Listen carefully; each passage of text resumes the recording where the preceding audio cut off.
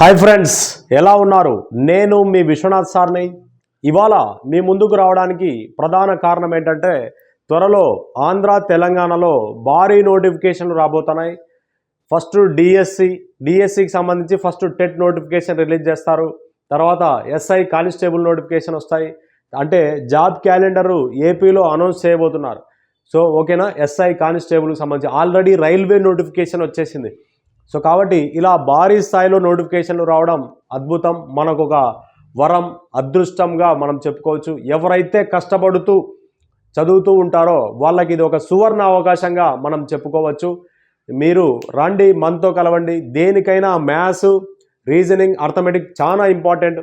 ఈ 3 సబ్జెక్టులు వస్తే మీకు జాబ్ అనేది ఖచ్చితంగా వస్తుంది. ఈ 3 అంశాలతో మీ ముందుకు వచ్చాను. సరే, ఇవాళ మీ ముందుకు ఒక అద్భుతమైనటువంటి కాన్సెప్ట్తో రావడం జరిగింది. ఏంటంటే, ప్రతిరోజు ఒక షార్ట్ వీడియో రిలీజ్ చేయడం జరుగుతుంది. అందులో భాగంగా ఇప్పుడు ఒక షార్ట్ వీడియోకి సంబంధించి ఒక క్వశ్చన్ డిస్కస్ చేద్దాం. సో రైట్, నెక్స్ట్ క్వశ్చన్ చూద్దాం. A/B = X/8, B/C = 12/Z.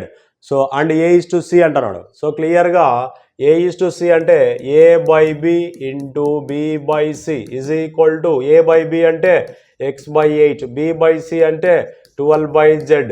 So ఇప్పుడు దీన్ని సాల్వ్ చేస్తే B క్యాన్సిల్ అయితే ఇక్కడ ఏం మిగులుతుంది? A/C మిగులుతుంది. సో ఇప్పుడు X/Z అంటున్నాడు. సో అంటే 12x/8Z. ఇంకా క్యాన్సిల్ చేయొచ్చు. 4 2 4 3 అంటే 3x/2Z అనమాట. A/C ఎంత ఉంది? 2:1 ఉంది. దీని ప్లేస్లో 2/1 రాయి. 3x/2Z అంటే సో క్రాస్ మల్టిప్లికేషన్ చేస్తే 4Z. ఇప్పుడు మనకి X/Z కావాలా? X/Z కావాలా కాబట్టి 3x/2Z అంటే సో 2 2 4 అంటే 4Z = 3x అనమాట. So X/Z = 4/3. 4/3 అంటే X/Z = 4:3. This is our answer. So ఇది కూడా గతంలో ఎస్ఎస్సికి అడిగినటువంటి క్వశ్చన్. సో ఇక్కడ మీకు ఏంటంటే స్టెప్ బై స్టెప్ నీట్గా అర్థం కావాలి కాబట్టి నేను ఇలా రాయడం జరిగింది. ఓకేనా? సో రైట్, నెక్స్ట్ క్వశ్చన్ చూద్దాం.